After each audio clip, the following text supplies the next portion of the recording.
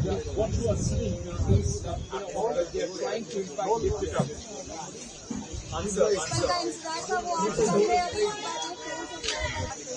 Camera on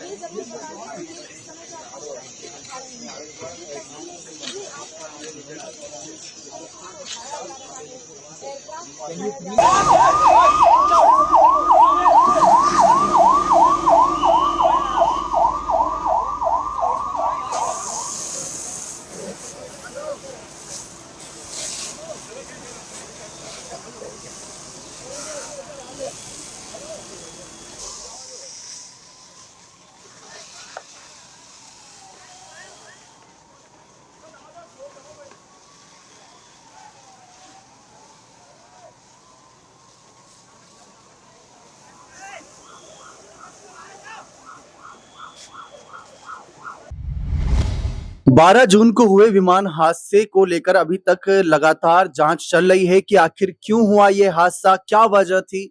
Ramesh का बचना क्या कोई चमत्कार था या कई सवालों को जो जन्म दे रहा है, उस पर भी तमाम चर्चा हो रही है।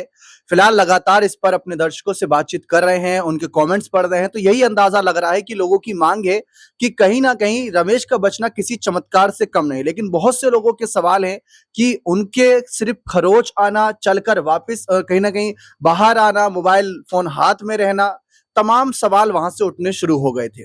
लेकिन इस बीच एक सवाल हमारे द्वारा नहीं, मेन मीडिया के द्वारा भी उठाया जा रहा है कि क्या राम भरोसे चल रहा है उड्डयन विभाग। ये सवाल बहुत बड़ा है, इस पर मैं चर्चा करता हूं।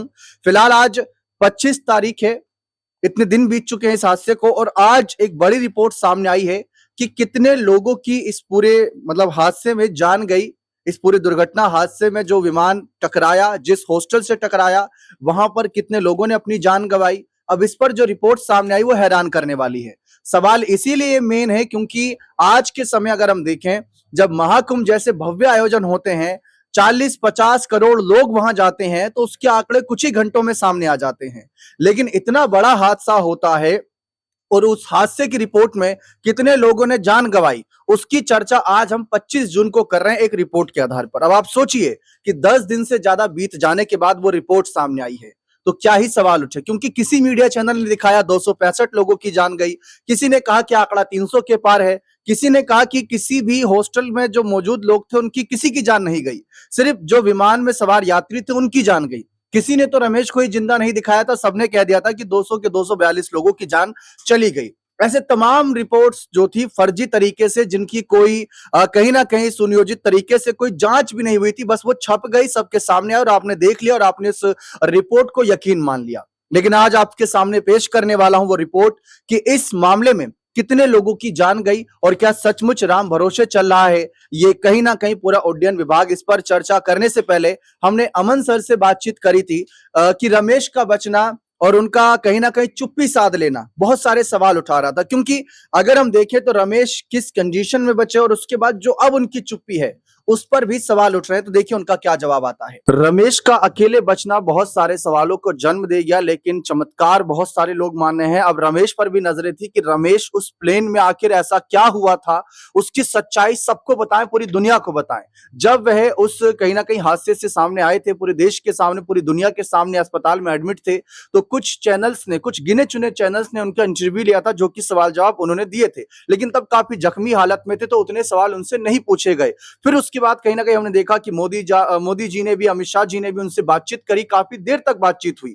लेकिन अब रमेश की खामोशी कई सारे सवालों को जन्म दे रही है। जहां पर एक तरफ जनता नार्को टेस्ट की मांग कर रही है, वहीं रमेश से कहीं ना कहीं उम्मीद कर रहे थे कि वो सामने आकर कुछ बड़ी सच्चाइयों का खुलासा करे कि आखिर किसकी गलती थी, क्या गड़बड़ी थी, क्या हुआ था। देश की जनता जानना चाहती, लेकिन उनकी खामोशी अफसर, उसको कैसे देखते हैं आप? देखिए बिल्कुल, और रमेश विश्वास के बारे में जब हम शुरुआत में कई बार इसके ऊपर बात करते रहे, उस समय वाकई में बहुत इंजर्ड थे, जख्मी थे और उस हालत में नहीं थे, बदहवास थे। क्योंकि देखिए इतना बड़ा प्लेन क्रैश होता है, उसमें इकलौते वो बच जाते हैं, तो जाहिर बात है किसी को भी सदमा लग सकता है। बचने से ज्यादा कहीं ना कहीं अफसोस उनको होगा, खुशी से ज्यादा उनको अफसोस इस बात का होगा कि इतने ज्यादा लोग उसमें डेथ कर गए, उनके भाई भी उसमें कहीं ना कहीं मौत को प्राप्त हो गए। लेकिन अब ये बड़ा सवाल बनता हुआ दिखाई पड़ रहा है कि क्या वाकई में रमेश विश्वास की चुप्पी किसी वजह से है? क्या वाकई में उनको मना किया गया कि भैया कोई टीवी इंटरव्यू मत करिए, या उनके ऊपर एक तरह की पाबंदी लगाने का प्रयास किया जा रहा है? क्योंकि क्योंकि आप देख रहे हैं कि जब वो जख्मी थे उस समय गृह मंत्री अमित शाह भी तुरंत उनसे मिलने पहुंच जाते हैं, फिर पीएम मोदी उनसे मिलने पहुंच जाते हैं, वहां पर दौरा भी करते हैं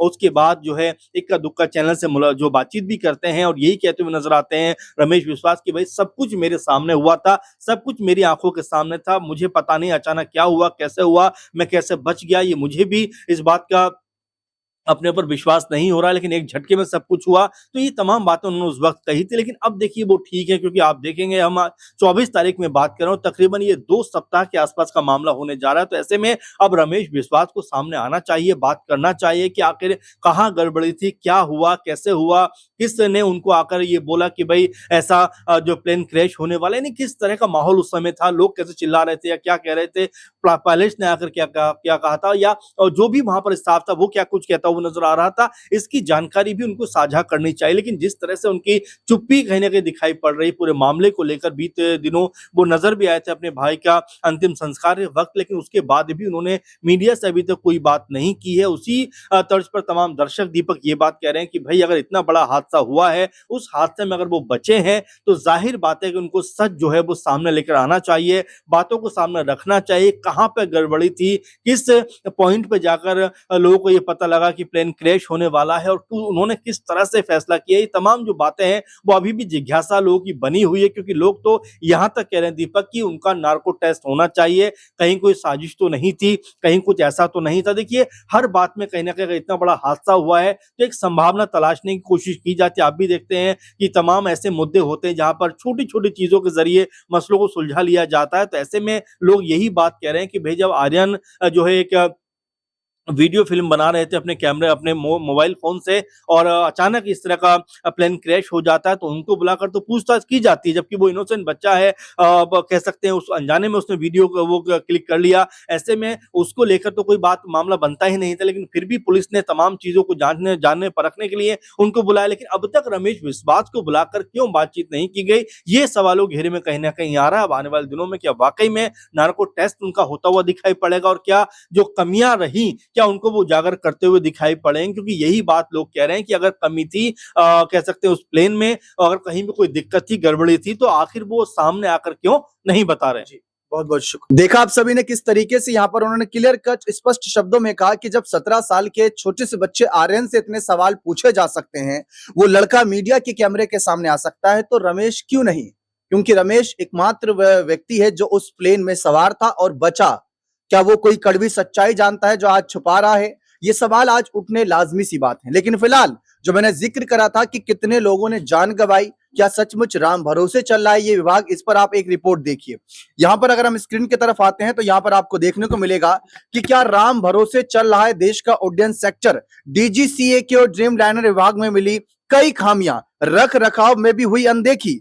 अब यहां पर अगर हम देखें तो सवाल यह उठता है कि क्या देश का उड्डयन सेक्टर राम भरोसे चल रहा है? एविएशन सेक्टर की नियामक एजेंसी नागरिक उड्डयन महानिदेशालय यानी डीजीसीए ने पिछले दिनों एयर इंडिया के बोइंग ड्रीम लाइनर विमान AI-171 के हादसाग्रस्त होने के बाद जब मुंबई, दिल्ली समेत कुछ प्रमुख हवाई अड्डों का समग्र तौर पर निरीक्षण किया और उसमें जो बातें निकलकर सामने आई उससे तो ऐसा ही लगता है। अब यहां पर आगे देखिए, मंगलवार को विमानन नियामक ने बताया कि यात्री विमानों में बार बार एक ही तरह की खराबी आई है, लेकिन उसे नजरअंदाज किया जाता है।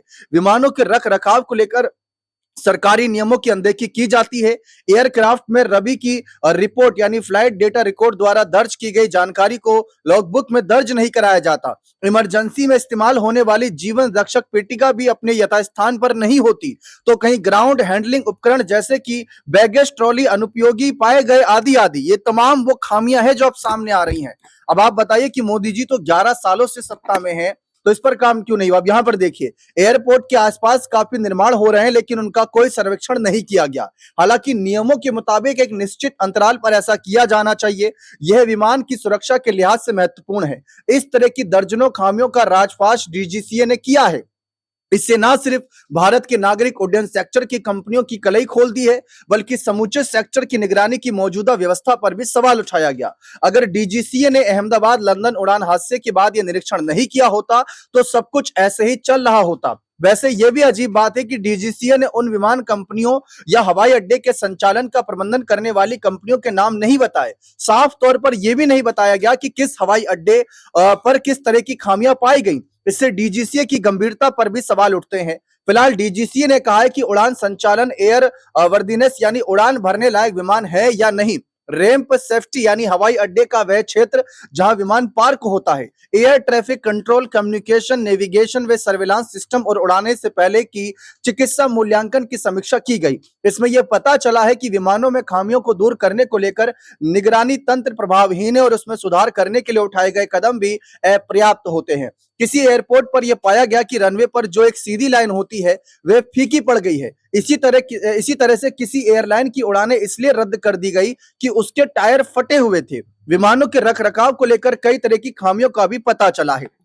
अब ये बहुत बड़ी रिपोर्ट है जो इस समय कहीं ना कहीं मामलों पर खुलासा कर रहा है। मुख्य तौर पर यह बात भी सामने आई है कि डीजीसीए के जो नियम है उसके हिसाब से सुरक्षा से जुड़े मानकों को नजरअंदाज किया जा रहा है। इसमें किसी एयरलाइन के बारे में बताया गया है कि उसने जो सिमुलेटर उपलब्ध कराया है वह कंपनी के विमान से मैच नहीं करता, इसका सॉफ्टवेयर भी अपडेट नहीं है। डीजीसीए ने कहा कि जो भी खामियां मिली हैं उससे संबंधित कंपनियों को अवगत करा दिया गया है। कंपनियों को कहा गया है कि इन खामियों को 7 दिनों के भीतर दूर किया जाए। इस तरह की निगरानी आगे भी जारी रखी जाएगी, इस बात का आश्वासन दिया गया है। इसके साथ साथ जो मैंने यहाँ पर चर्चा करी थी कि कितने लोगों की जान गई, अब यहाँ पर देखिए अहमदाबाद विमान हादसे में 275 लोगों की जान गई थी। कहीं ना कहीं गुजरात स्वास्थ्य विभाग ने इस पर आंकड़ा जारी किया है। 11 दिन बाद यह आंकड़ा जारी हुआ, इस पर भी गौर रखिएगा। गुजरात स्वास्थ्य विभाग ने मंगलवार को पहली बार अहमदाबाद में एयर इंडिया बोइंग ड्रीमलाइनर दुर्घटना में हुई जानों का आधिकारिक आंकड़ा जारी किया। पहली बार मंगलवार को यानी 10 दिन बाद स्वास्थ्य विभाग ने बताया कि इस घटना में कुल 275 लोगों की जान गई। इनमें से 241 विमान में सवार थे, जबकि क्रैश होने के वक्त विमान की चपेट में आने से 34 अन्य लोगों की जान भी चली गई। 12 जून को लंदन जाने वाली फ्लाइट के दुर्घटनाग्रस्त होने के बाद से अब तक कुल जानों की जो कहीं ना कहीं निधन हुए संख्या के बारे में कोई आधिकारिक घोषणा नहीं की गई थी। ये बहुत बड़ा सवाल बन गया था। अधिकारियों ने कहा था कि डीएनए मिलान के बाद ही कोई आंकड़ा सामने आ सकता है। स्वास्थ्य विभाग के अधिकारियों ने कहा कि कुछ शवों की डीएनए पहचान अभी भी जारी है, जिसमें मरने वालों में 120 पुरुष, 124 महिलाएं, 16 बच्चे शामिल हैं। अब तक 256 शव परिवारों को सौंप दिए गए। बाकी बचे शवों की डीएनए पहचान अभी भी यहां पर जारी है। डीएनए सैंपल मिलान की प्रक्रिया अत्यंत संवेदनशील होती है, जिस पर कई कानूनी पहलू भी लागू होते हैं। तो ये एक रिपोर्ट थी जिसको सुनने के बाद आप सभी को लगा होगा कि इसमें ऐसा क्या है जो इतने कहीं ना कहीं जोर शोर से इस खबर को दिखाया जा रहा है। इसमें ऐसा क्या है, ये सवाल देखिए उठाने से पहले आप ये खुद सोचिए कि जिन परिवार के सदस्यों ने अपनों को खोया है उन पर अब क्या बीत रही होगी, क्योंकि वो उनके बीच अब मौजूद नहीं है। जिस दिन ये हादसा हुआ उस दिन बहुत से लोगों ने, लाखों करोड़ों लोगों ने स्टेटस लगा लिए होंगे, दिखा दिया होगा कि उन्हें काफी दुख है और काफी दुख हुआ भी होगा और इस हादसे को लेकर चिंता भी व्यक्त करी होगी, जांच की मांग भी करी होगी। लेकिन जांच सुचारू ढंग से चल रही है या नहीं चल रही है, इसकी कौन जांच करेगा, यह भी एक बड़ा सवाल बनता है। 11 दिन बाद करीब यह आंकड़ा सामने आता है कि कितने लोगों की जान गई, तो यह भी एक सवाल उठाता है। महाकुंभ जैसे बड़े आयोजनों में जब 50-60 करोड़ लोग पहुंचते हैं तो उसकी रिपोर्ट अगले कुछ घंटों में जारी हो जाती है, जबकि कितने लोगों की जान गई ये सवाल आज भी कहीं ना कहीं 10 दिन बाद एक बड़े आंकड़ों के साथ पेश हो रहा है, जिसको पहली बार बताया जा रहा है। इसके साथ साथ रमेश जो एकमात्र व्यक्ति बचे, हम मानते हैं कि उन्होंने अपने भाई को खोया है, लेकिन वो एक ऐसी सच्चाई जानते हैं, वो एक ऐसा आंखों देखी हकीकत जानते हैं जिसको दुनिया के सामने अगर रखेंगे तो शायद दुनिया भी समझेगी कि उस दिन हुआ क्या था। रमेश ने अपने आप को कहीं ना कहीं मीडिया से दूर कर लिया है, लाइमलाइट से दूर कर लिया है, उनका परिवार भी परेशान है, मिला जुला रिएक्शन है, क्योंकि एक बेटा बच गया और एक बेटा खो दिया है परिवार ने। देखिए रमेश को लेकर उतने बड़े सवाल हम उठाने नहीं चाहते, लेकिन यहां पर सवाल उनकी चुप्पी से अब खुद उठ रहे हैं। लेकिन अब इस पर देखना दिलचस्प रहेगा कि आगे और भी क्या एक्शन होते हैं। ये बहुत ही कहीं ना कहीं समझ सूझबूझ वाली रिपोर्ट थी। 11 साल मोदी जी की सरकार को हो चुके हैं, अगर हम इस नजरिए से देखें तो अब क्या बोलेंगे, क्योंकि देखिए अगर 1 साल पहले ही सरकार बनी होती तो इन खामियों को दूर करने में हम भी मानते हैं वक्त लगेगा, लेकिन डीजीसीए की ये रिपोर्ट सामने आना 11 साल के मोदी सरकार के कार्यकाल को लेकर सवाल उठाती है कि क्या उड्डयन विभाग सचमुच राम भरोसे चल रहा है। बीच में ज्योतिरादित्य सिंधिया उड्डयन मंत्री थे और अब जिस तरीके से अब राम मोहन को लेकर चर्चा होती है, उनसे भी तमाम सवालात इस मामले पर पूछे जा रहे हैं। फिलहाल इस मामले को एक दुर्घटना के नजरिए से देखा गया, लेकिन उसके बाद जो रिपोर्ट सामने आई उस पर सवाल पूछना बहुत जरूरी था। बने रहे चैनल के साथ, बहुत बहुत शुक्रिया।